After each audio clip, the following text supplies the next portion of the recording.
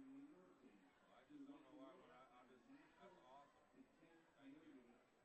awesome. Thank you. And it's Very good. slightly behind, but that's not bad. Yeah, very good. Now, if I have to, I'll just come to Hidden Bird, You'll have to. and we'll just do it. Yeah, I think maybe we ought to have a pregame at my house sometime. Oh, you still living in town? Okay. I'm off Payne and Norman, I know you are. so Well, cool.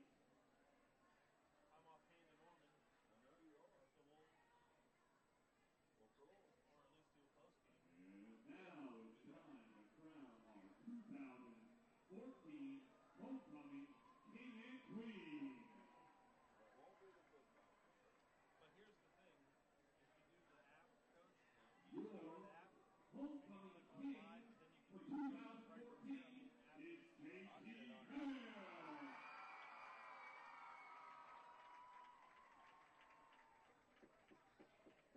Who's JD here now?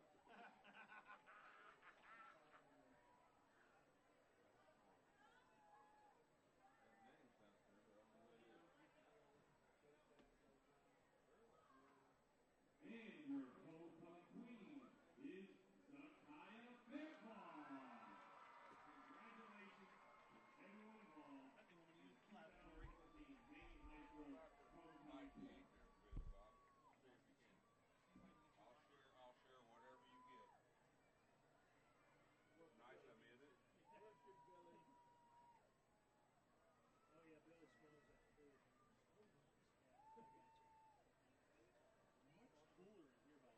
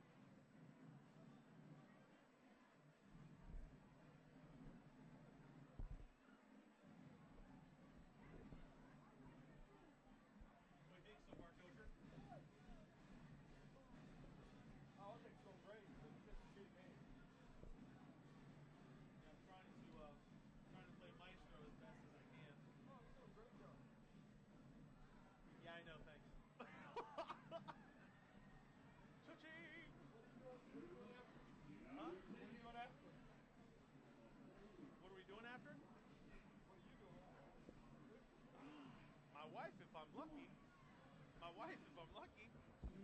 Boy, I hope the mic is off. 9 is the lucky winner of a $50 raffle.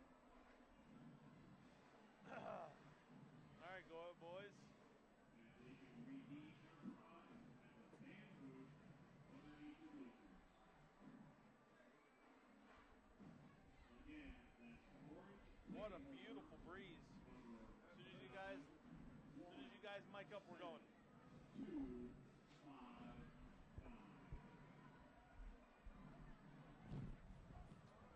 Got his own mic holder. Double D, you ready?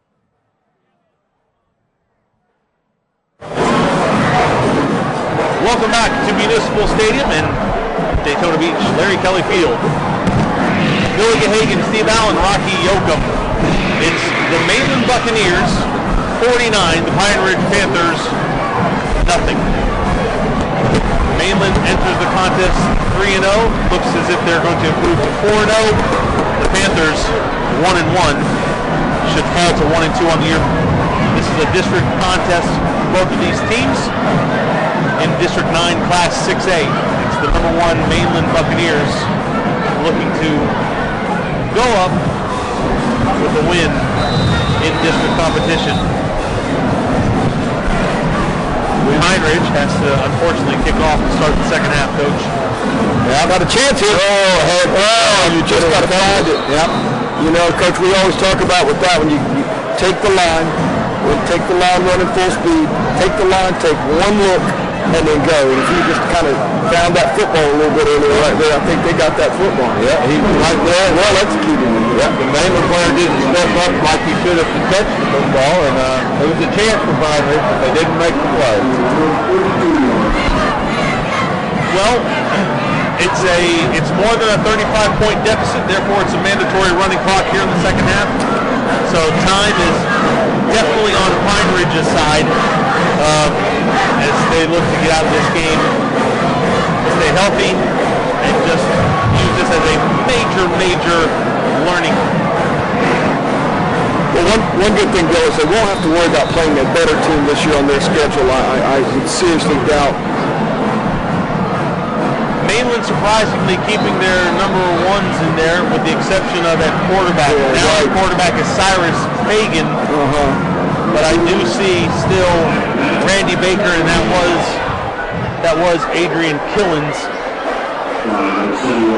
on the carry, if I'm not mistaken. I apologize, that was Ryan Mack on the carry. So Coach is really high on him. He's the backup and probably could start for a lot of places around here. Oh, great nice catch. Yep.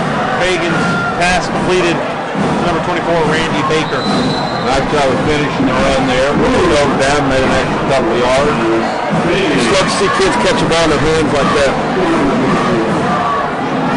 Taking a look back at some of the first half numbers, other than it being 49-0, Mainland had 7 possessions, guys, and they scored on all 7 of them. Pine Ridge fumbled away their first possession and punted every possession thereafter, I believe managing only a total of 2 first downs. I mean, he is all day. Fagan looking. He has a little bit of pressure. He steps away, fires downfield. Pass is caught by number 23. That's Henry Reese. So that's called incomplete, I believe. They are. Yeah, they're calling incomplete. I'm going to put that one on the receiver there. I think you got to do a better job of anticipating that line's coming. You only need to drive one. It's definitely going to take some time as we look down to the roster because these are names that we didn't call the first time we saw Mainland, and it's just good to get some guys some reps. Batman's getting the rep here with the signs. It still looks like the same offensive line to me. And technically, I think Robin's getting the look, Coach, because we've always seen Robin at our end. So he must be getting the other side of what that. Robin means. Robin probably means score a touchdown. Oh. Fagan's pass intended for number 27. That's Quan Williams. I'd like to see Pine Ridge come out here and fight and maybe get a stop here as Mainland sprinkled a few subs in the game. And speaking of sprinkling, as is customary for a Mainland game, the rain continues to fall on this homecoming evening. for the Buccaneers. Faced with a rare third down, that's Mack on the carry. He's going to take the ball down to the Pine Ridge 30. Depending on the spot, we may have a first down. There's just not been much resistance on the run game. These guys up front are just overmatched. I'm impressed with the Mainland kids. Mainland has a lot of pieces to the puzzle here. I think they've got it. A good squad. I'll be interested to see their linebackers play against a good offensive team. I know their front's good, and their secondary has always been good, but they lost 2 really good linebackers last year, and it'll be interesting to see those guys play against a good offense. Excellent point. I agree with you. And they're just this inside zone. They're just not being touched. And now there's another late one now. Ryan Mack on the carry. A late flag coming in. It's going to have to be a holding call On 77. Buccaneers. I think you call that when it's happening. I mean, the ball carrier's 10 yards down the field when that's being called. Just like to see that called, maybe a little earlier. I guess that disproves your compassion theory. Yeah, it certainly reinforces it if it doesn't prove it. Correct. Holding is the call against the Buccaneers. It's going to push them back 10 yards. Where it's going to be third down over. Down marker says first, but I don't think it's first. I think it's you took the penalty, so you're repeating the play. It's third down. And Fagan takes the handoff. He's got blockers. He's finally touched at the 20 and taken down at the 25. So regardless of what the down marker says, it's obviously a first down now for the Buccaneers. First down and 10 from the Buccaneers 15. The marking of the ball, the walking off the penalties, all those things, those kind of hidden times that the clock would normally be stopped, and you have this running clock. You look up, we have 6:34 left in the quarter. It all comes off the clock in this deal. This is going to be one of those situations, though, coaches, where it's going to be a sense of urgency on Mainland's side because they're going to want to look to get these kids some playing time, some more points on the board, some more numbers. There's some more numbers And for right there. Ryan Mack finding his way into the end zone. Late flag is going to come in on the play. That's going to be called against the Pine Ridge defender. He will definitely be called for a personal foul, probably a late hit out of bounds. Nonetheless, it's a Mainland touchdown. That's Ryan Mack toting it in from 15 yards out.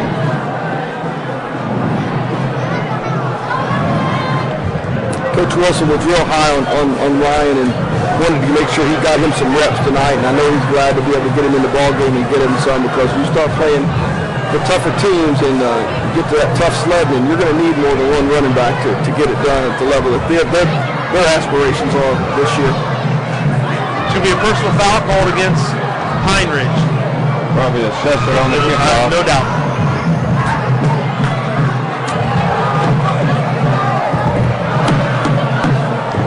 So Baudette will be in again to attempt his 8th point after. I don't understand, but that's nothing new.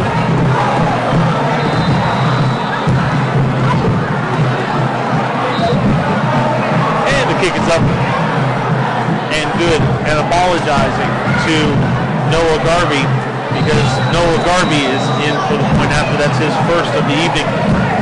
So at a running clock, the advantages are that the clock continues to run even through the change of possession and things of that nature. So sometimes that depends on the officiating crew. I've seen running clocks where they've stopped it for this part of it. Tonight I'm glad they're not. We have a compassionate crew. 56-0, your score. Mainland leads Pine Ridge. Since the clock will continue to run, there's no sense in us taking breaks because we won't be able to come back quick enough to catch any of the action. So, guys, that's Mainland's 8th possession, their 8th touchdown. Pine Ridge, we knew coming in completely overmatched. Can't do much better than 8 for 8 unless it's 9 for 9, I guess, sure, when they get it back. But well, last time we saw a running clock, it was Mainland against Spruce Creek, and it was a lot of first half possessions, and then there was only 4 total, two per side. So the officials will be assessing the penalty. They said they had to decline that penalty. It must have happened during the course of the play because they declined it a minute ago and showed touchdown. So. Yeah, it clearly happened out the back of the end zone, which would be after the play. It had nothing to do with the play. But again, it's a reason why it's all good. We're here enjoying football.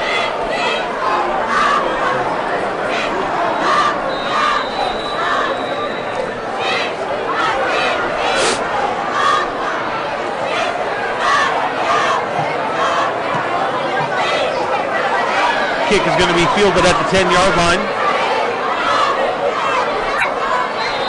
And the return man from Pine Ridge will be brought down at the 20. In on the stop, number 34, that's Nate Anderson. Clock continues to roll, 2:48 and counting here in the third quarter. Your score 56-0, Mainland leading Pine Ridge. I'm Billy Gahagan, joined by coaches Steve Allen and Rocky Yoakum.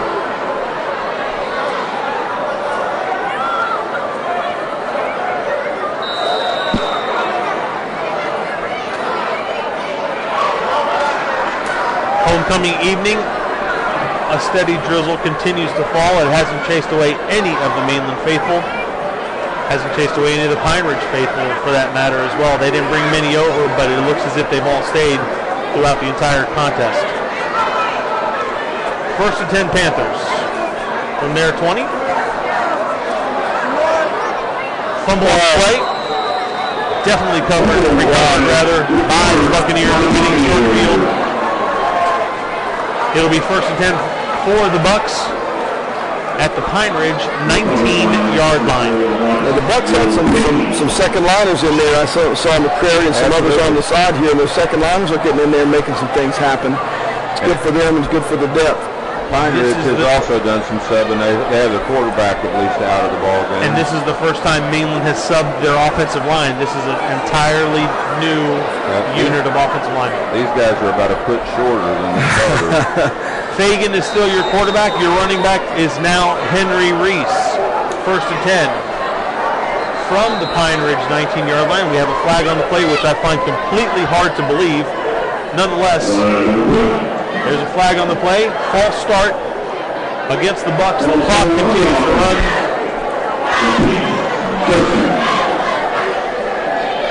First and 15 now from the 24. Fagan hands the ball off to Reese. Going to bob and weave his way.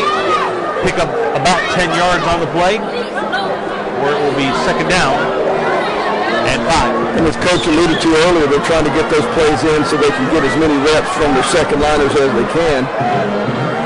One of the challenges to this running clock, because we are almost out of the third quarter.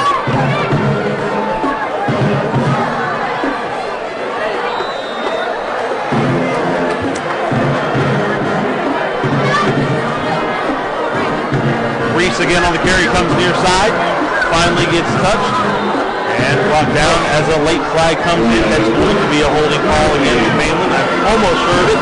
In on the stop, number 5, Wyatt Pettis. I think the referee should get a holding call for holding onto that flag so long before he threw it. Well, nonetheless, it will bring to a close the third quarter. 56-0 your score. Mainland leads Pine Ridge from Municipal Stadium. And just as we expected, one possession each. Mainland is in the middle of their second possession.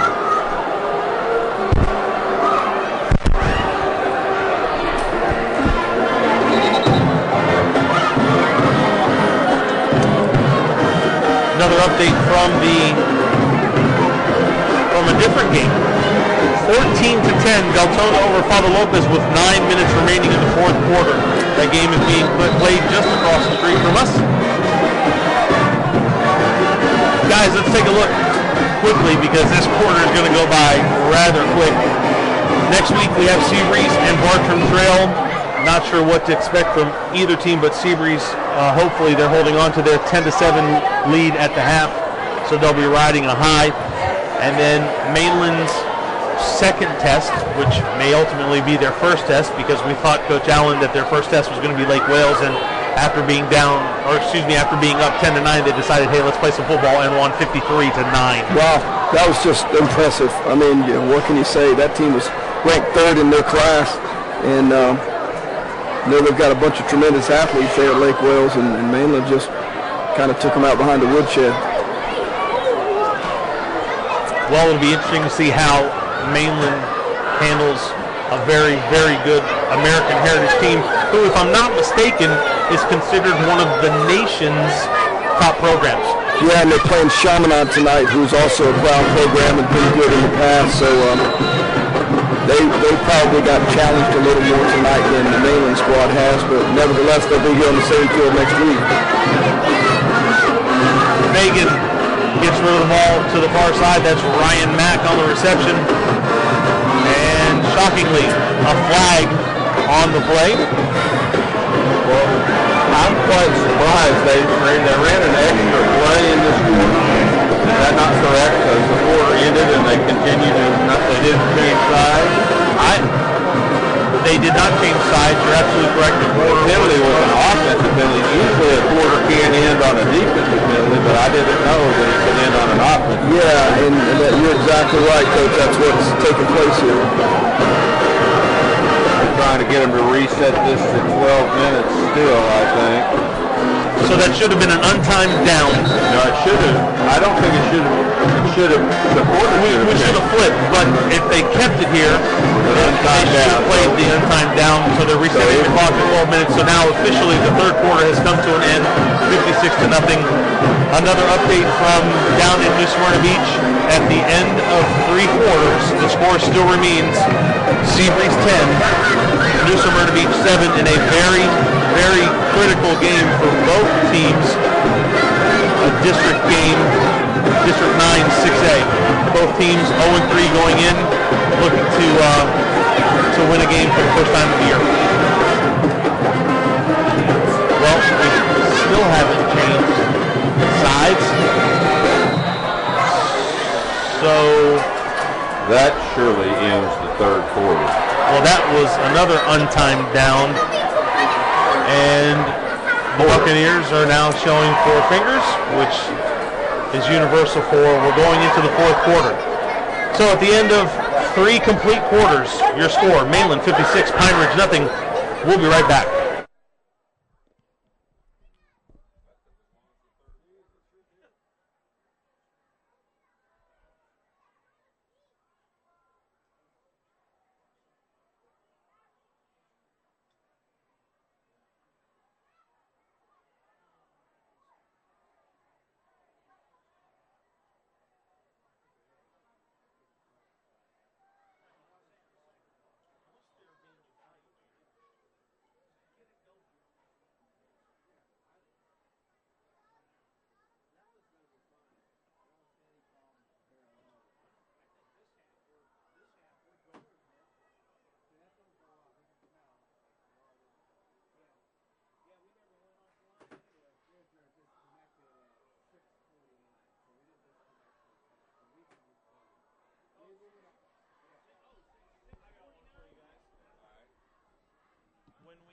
When we come back, since we're trying to make idle chit chat,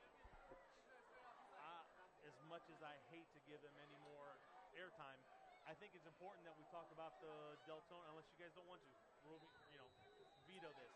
It's 14-10. That's a trap game, man. Deltona is a bigger school. They're supposed to win. If they win, you were supposed to. Because Lopez is definitely not the Lopez of the 80s.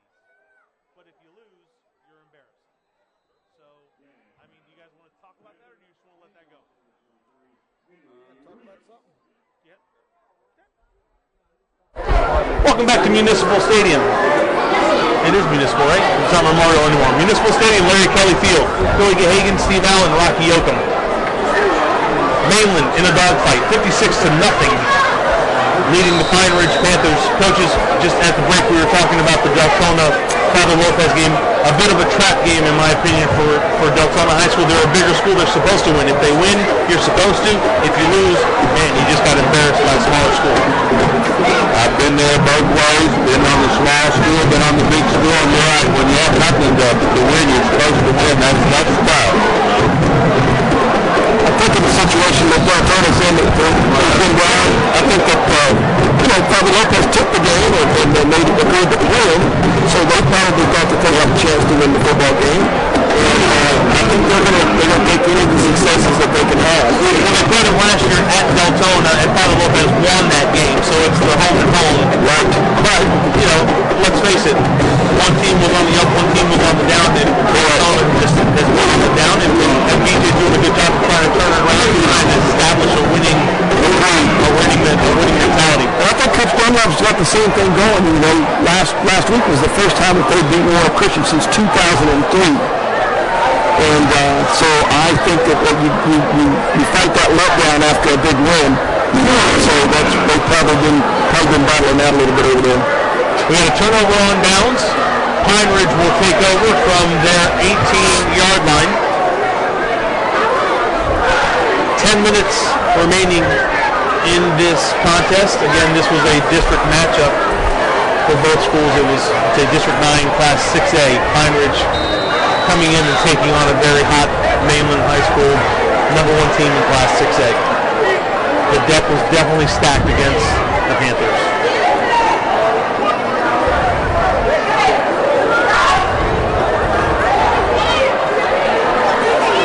First and 10, that's Cason in motion near side. Going to be swallowed up quickly by quite a few Buccaneers. But game 2 on the play. It's like Groundhog Day, Billy. No doubt. No doubt.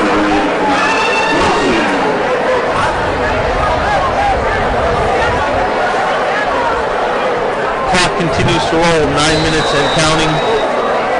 It can't go fast enough for Pine Ridge, I'm sure, and it can't go slow enough for those youngsters at Mainland who I'm sure have gotten a couple opportunities to play. Well-deserved opportunities, too. Quick toss near side. And again, going nowhere.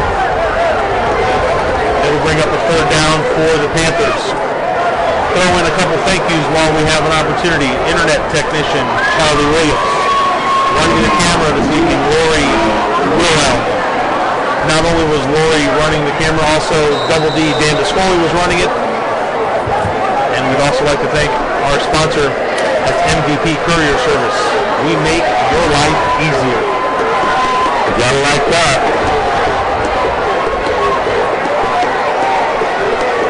There's a new quarterback under center for the Panthers. That's number 24, Nicholas Sutton. Flags on the play. It's impossible. And 56-0 game.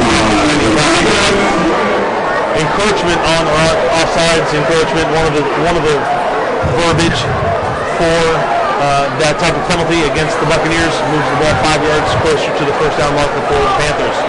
Still third down, 3rd and 5.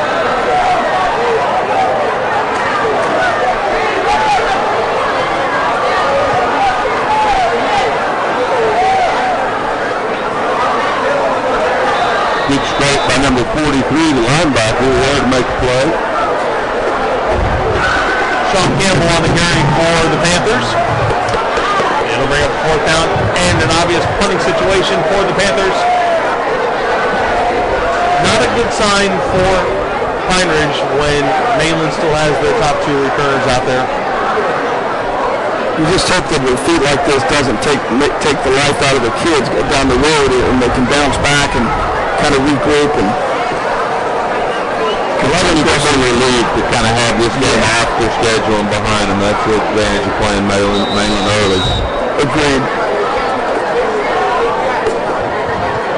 Cason awaiting the snap. It's going to be returned to the Mainland bench. Maybe. Or might be just going in the end zone. There it is. Compassion, gentlemen. Compassion. Referee's discretion on that call right there. Going to give them a chance to score 7 instead of 2. Correct.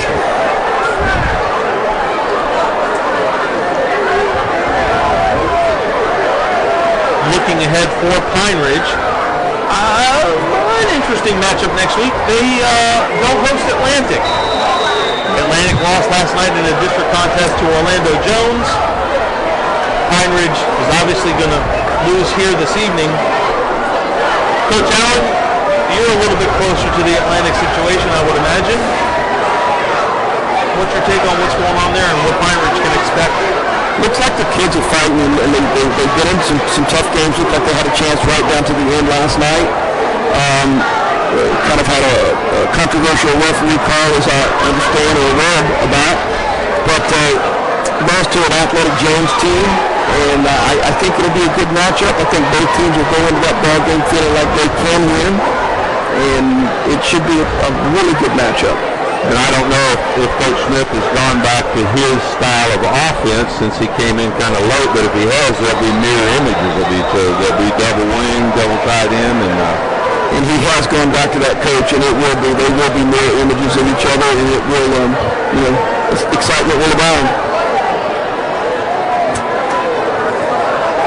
I'm just impressed the way you handled that, because before you threw that out, I was going to say that's going to be a boring football game.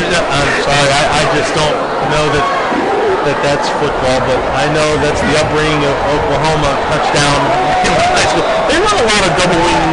That's big in the Midwest. 8-man football, 7-man. I totally disagree. You can't run the double wing in 7-man football, which they don't have. But in 8-man football, you just run out of backs to do that sort of thing. Just like they run out of backs, I was just running out of things to say. I feel you. And I know you just drove home that point. Now, if you'd said wishbone, I'd have said absolutely yes. But wishbone wing T, it starts with a W. It does. It's my private school education. 62-0. Point after we're waiting for. Kick is up, kick is good. That makes it 63. As well. I am college. Oh boy, where are we going with this one? He'll figure it out. 3:47 and counting. Clock will not stop. During the possession, the change of possession. It's one of those you can't get there. If you like, and you'll get here. I don't know that 3:30 is going to end quick enough. Let's just go ahead and figure this one out. We all knew coming into this one it was going to be a tough contest. What does Pine Ridge, Coach Oakland, what does Pine Ridge take away from this game? That they've got a long way to go if they're going to get to a point where they can make the playoffs. So they athletically, they just, right now you can just say they don't have the athletes out for football at Pine Ridge that it takes to compete against Mainland. And it's a rare time when either Newsom or Subies has the athletes to match them. But just a long, tough way to go, and I admire the coaches and the young players that can stay hooked up with that. Coach Allen, your team just wins 63-0. Presuming, obviously, they don't score any more points, but 63-0. It's homecoming. How long do you let them bask in this win before you say, hey, gentlemen, it's not going to be like this next week? Their basking is already over, and we're on to the next one as fast as we can possibly get to it, and just try to drive home the point that although we did win, there's a lot of areas that we got to clean up. The penalties we have to clean up, and our aspirations are to win a state championship. They're not to be, basically, let's just face it, a perennially poor team, like Coach said, it doesn't have the size, the speed, or the athletes, or the number of either to compete with you. So that's not what they're here to. They have to play them tonight, but they're not gauging themselves against that. They're looking at the Miami Centrals, and that's what they're aiming at. So they've got a ways to go themselves to get to that. I think they have all the pieces in place, but their focus is going to have to be a little better, and it's understandable that their focus might not be as good tonight in the game, but they knew they were going to win walking in here. Quick pass, near side. Putting the plastic on him. That's Sean Campbell on the carry. We're at the 125 mark. That'll be about 5 plays if we can get her done. Officials timeout for an injured player, so the clock will definitely stop. 1:21 to go.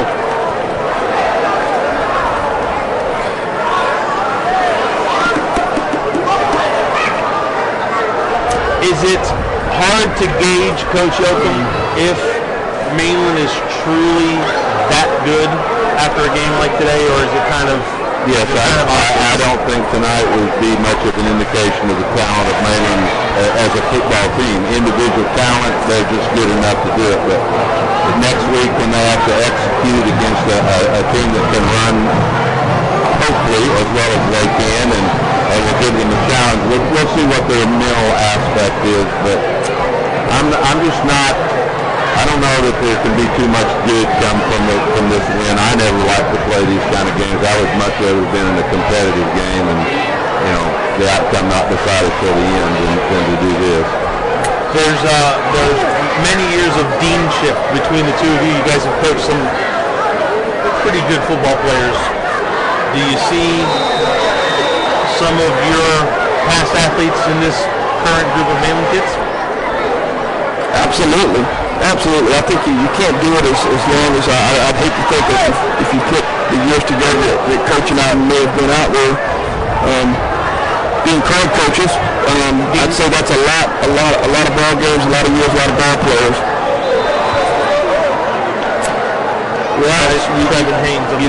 You look at Mainland's front people. They're just long and can get off the ball and run. And I think all good defenses start with that kind of thing. Like I said before, I'm going to be anxious to see the linebackers play against a more quality offense. But if they stand up well at linebacker, they've got all the firepower on offense I think they need, and they've got a quality offensive line. As the seconds continue to tick away, I don't think Pine Ridge is going to run another play. It's 18 and counting. The officials haven't even blown the ball into play. There it is, 14, 13, 12. The official encouraged him to stay in the huddle. It didn't take much encouragement, and that's going to do it.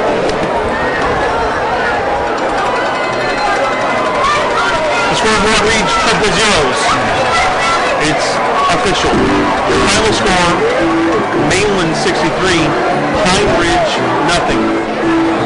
We will take a second to gather our thoughts and come back with some closing remarks. We'll be right back.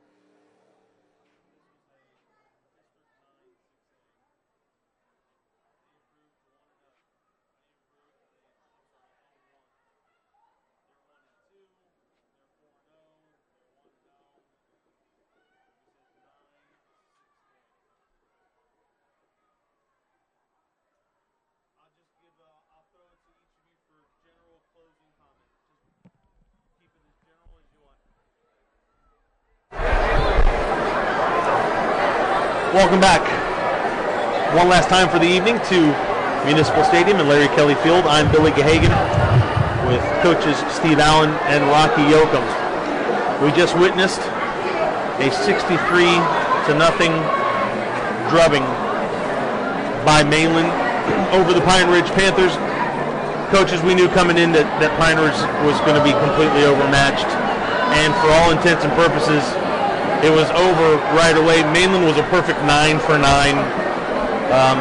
I'd be hard-pressed to think that Pine Ridge had 30 total yards of offense. That's not their fault. They just happened to catch Mainland, the number 1 team in 6A, on a usual night, and it just happens to be a pretty good football team. Coach Allen, we've seen them a couple times already. Both times we've seen them, it's been running clock, it's been rainy. They've taken care of business. What are your thoughts on on this evening's contest?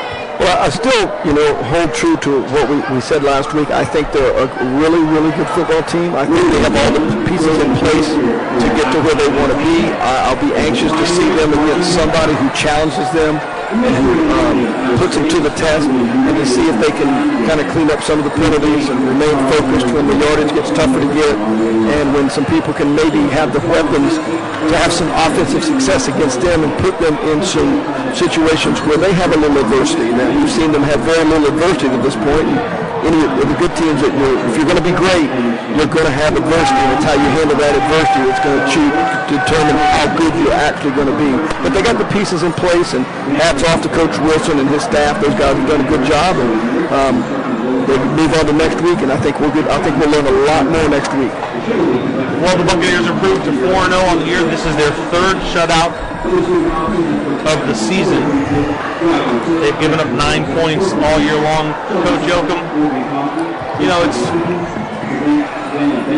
you've been on both sides of these contests. If you're Pine Ridge's head coach, what are you saying? You're all up.